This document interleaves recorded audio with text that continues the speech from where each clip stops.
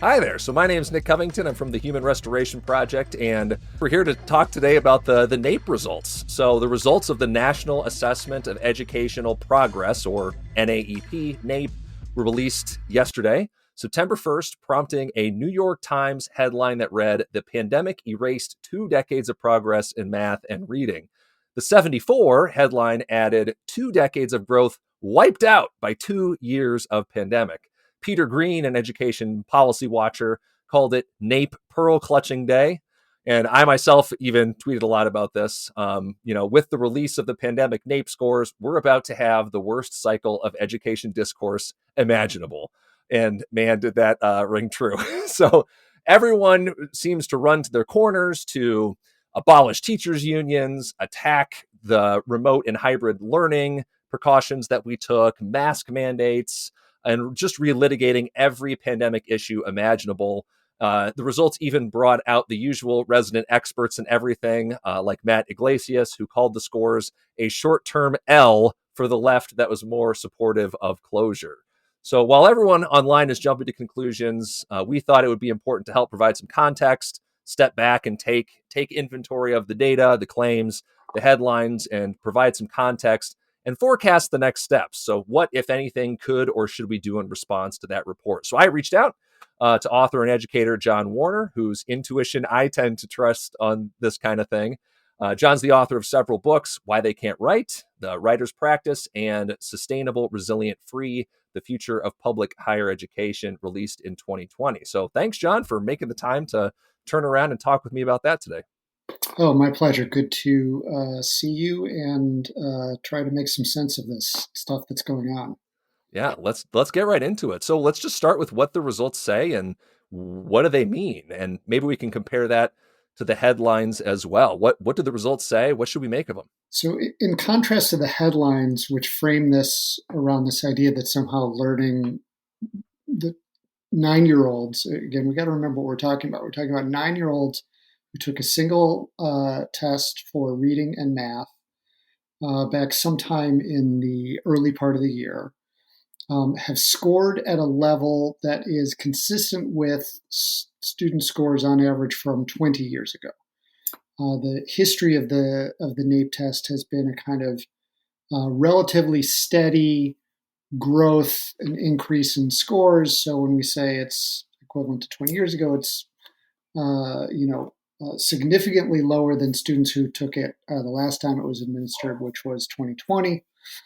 And therefore on par with students who took it more like students who took it in 2002. The headlines, erasing 2 decades of progress or 2 decades of growth are wiped out, are absurd.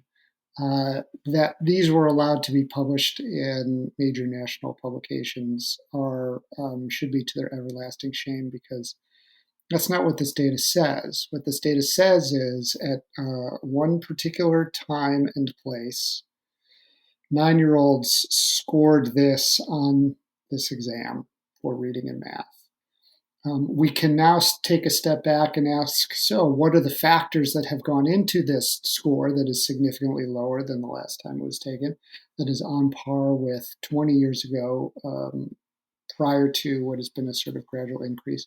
But the idea that suddenly our nation's 9-year-olds are 20 years behind where they should be is it's nuts. And even just thinking, let's assume that's true, right? That somehow our nation's 9-year-olds have been getting steadily smarter over the last 20 years, or learning steadily more over the last 20 years. How are our 28, 29, 30-year-olds doing today? Just fine, right? Mm-hmm.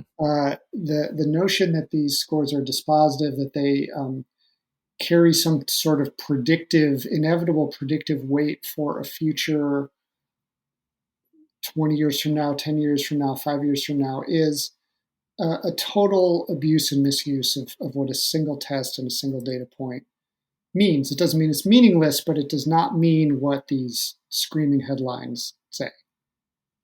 And I think absent from those singular pieces of data that are going around now is all of the context of the last 2 years to go alongside that too.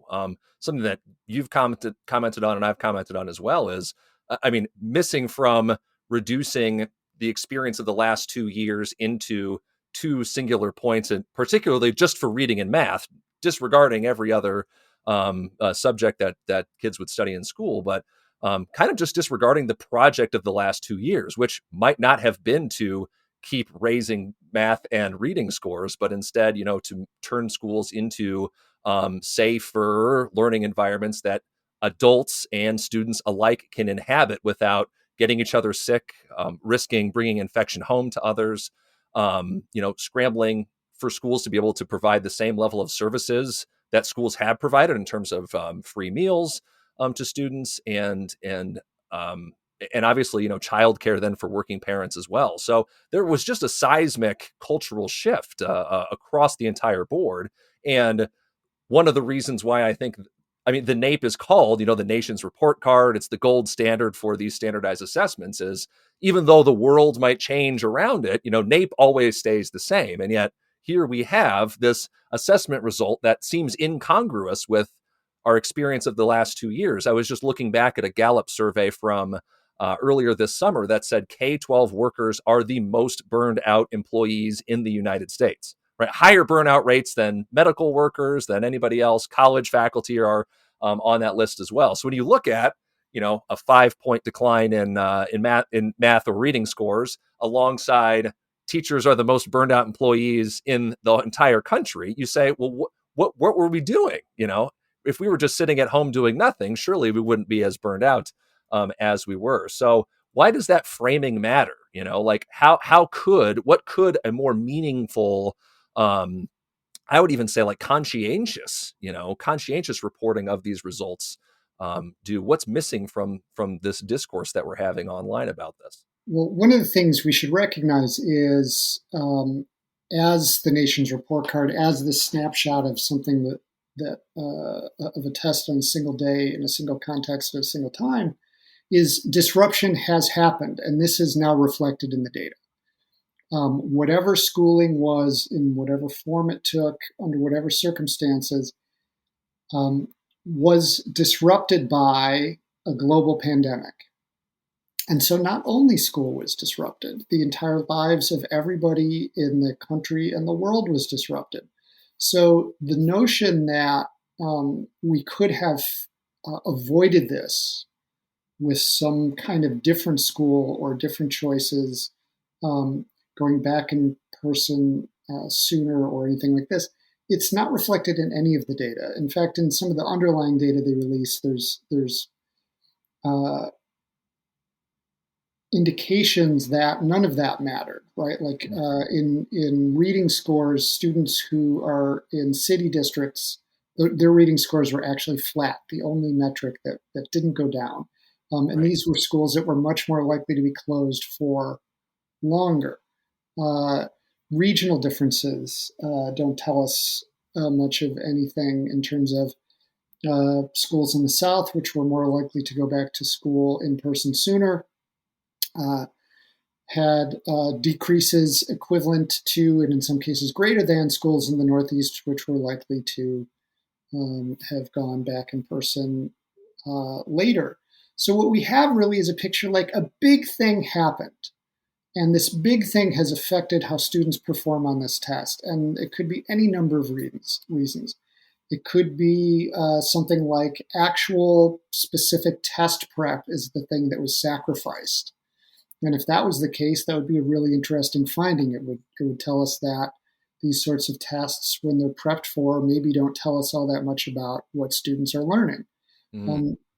I don't know how big a factor that is or if it's a factor at all. It could be that students were grieving the loss of a caretaker. It could mean that students who were, and there is some data to suggest this, students who are on the lower end of the scale in terms of performance were more significantly affected by these disruptions. So their scores decreased by a larger percentage. So it's like these marginal students, often in situations where they don't have sufficient resources for their educations or even their lives, their scores fell off a cliff while others were, were more modest.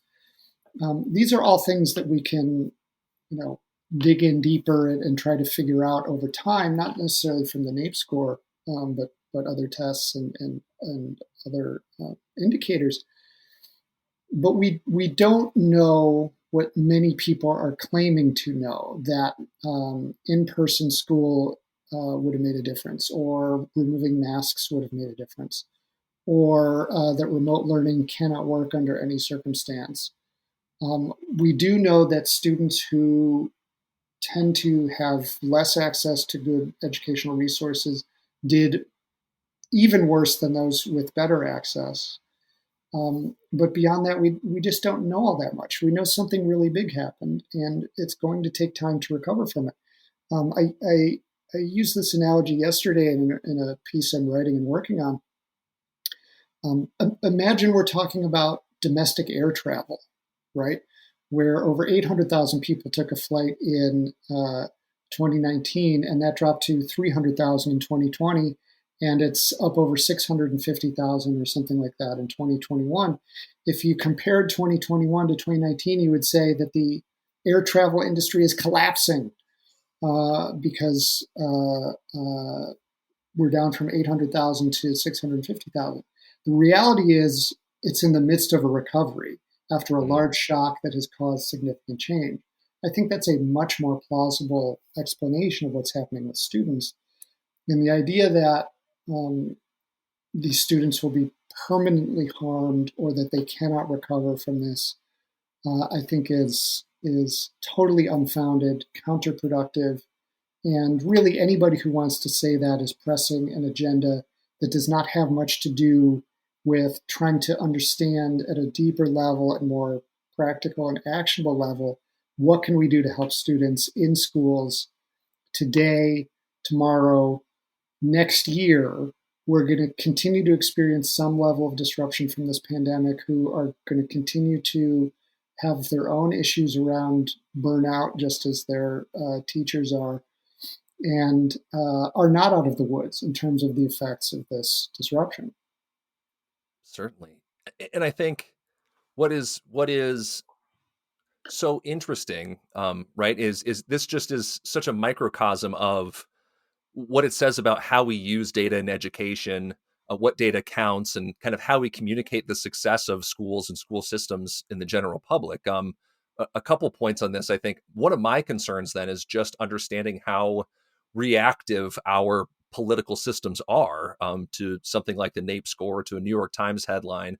We're going to be making some really dramatic changes to education in response to, in the short term, in response to this singular piece of data that is just going to serve that data. So the conversations that I've seen are around accelerated learning, extending school hours or the school year, even though the United States already has students in schools, and American teachers already work more hours and teach, have more contact time with students than their counterparts in the rest of the world.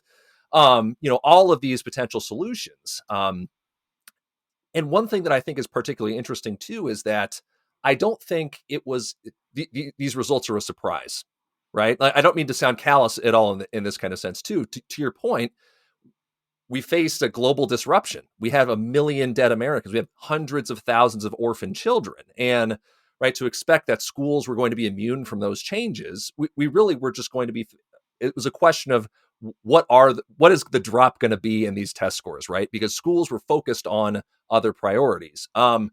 Now, the other part of this that I think is interesting, and again, not surprising, is that the score drops tracked alongside the groups in society who would have been most heavily impacted by the various waves of the pandemic, right?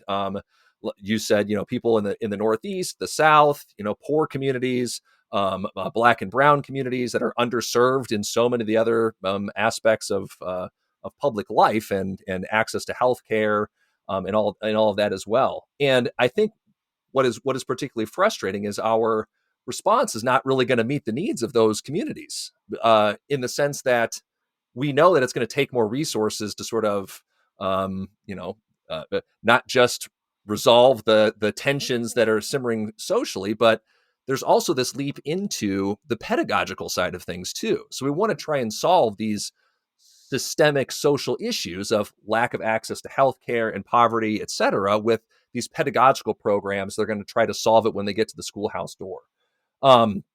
So kind of to respond to this, I'm curious what your response is here, but what do we say to those people who are going to argue that this data is important, that it's helpful for us in order to address those equity concerns? So, it pretty demonstrably shows that, people in underserved communities or hit harder than people with more resources. That's not a surprise to anyone who's been in education for longer than 5 minutes. They would argue we have the data. Here's the data. Here's how it shows how kids who were behind fell behind even further. Again, probably referring to poor kids, Black and brown kids, et cetera. That this data is going to help us target those interventions, accelerations, et cetera. Right? There's a lot of sincere people who believe that that's going to be doing what is best for kids. And what is the response to that? Is there a response? What's the conversation? Well, I think if there's any clear response to this data, and really this is a response to the NAEP data every single year, it's that under-resourced schools need more resources. And schools by themselves cannot fix larger social ills and lack of access to stable,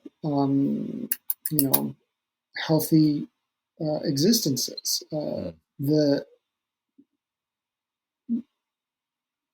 data says, as we've been talking, if you were in a worse situation in terms of access to high-speed internet, or your own computer, or a quiet place to study, or some adult at home to help, your score dropped more.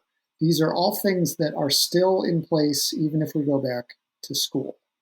And school really, this test and schooling in general is really often a byproduct of the larger societal atmosphere and the things that are going on around students.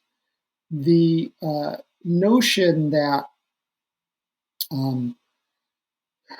this is going to be solved by a kind of accelerated schooling, or sometimes what sounds just like a harder cracking of the whip over the heads of students as we try to spur them on to achievement, seems misguided to me, because as we know, the loss has not only been to their academics, it's been a loss to their overall experience of their humanity, as it has been for all of us, right?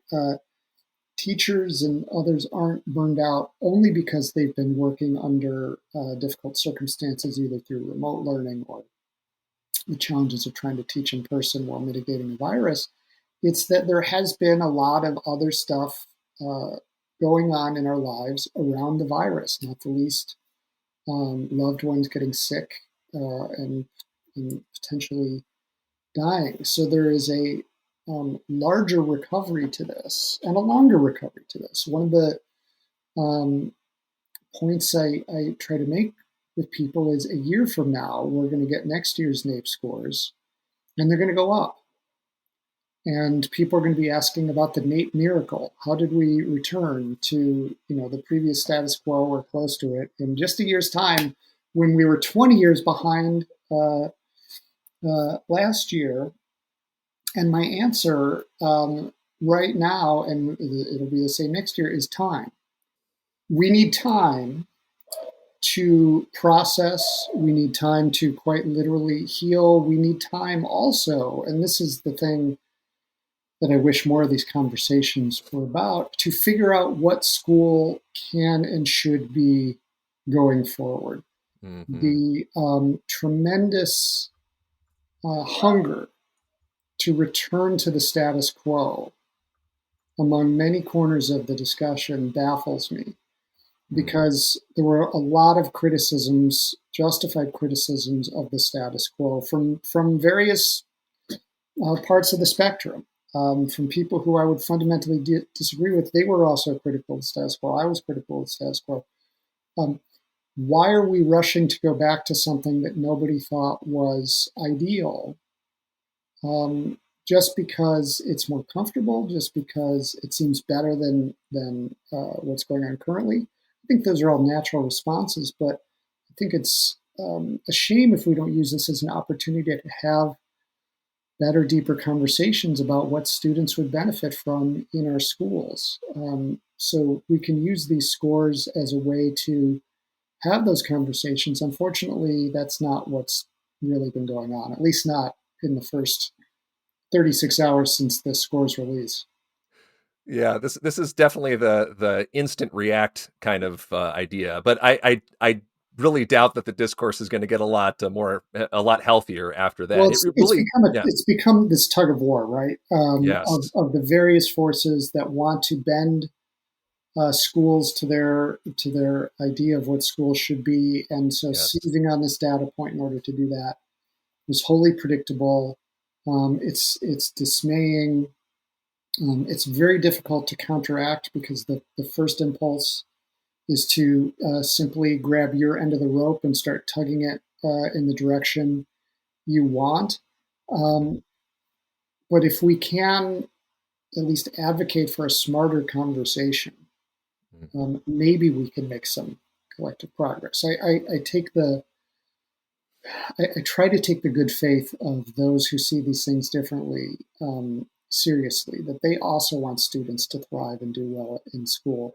So if that's the case, we should be able to have a better, deeper conversation rather than litigating the past, rather than trying to get in our time machine and decide if students should have been in person sooner or should have been masked or whatever. All that is done. We, mhm. people tried to make the best decision they could have based on what we knew at the time.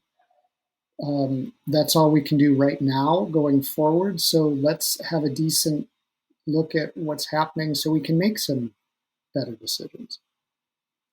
I think that's a great place to end it, John. So thank you so much for spending some time unpacking that with me today. My pleasure. Thanks. Thanks again to John Warner for joining me for that conversation. You can follow him on Twitter at BibliOracle. You can also keep the conversation going by following us at HumResPro and by visiting our website, humanrestorationproject.org. We have an entire learning loss handbook that is over 50 pages of history and insight into these tests and the learning loss narrative, particularly surrounding the last 2 years of pandemic schooling. In addition, we have a podcast on the topic of learning loss with Akil Bello and highlights of that same episode available on our YouTube channel if you search for Human Restoration Project. Thanks for listening.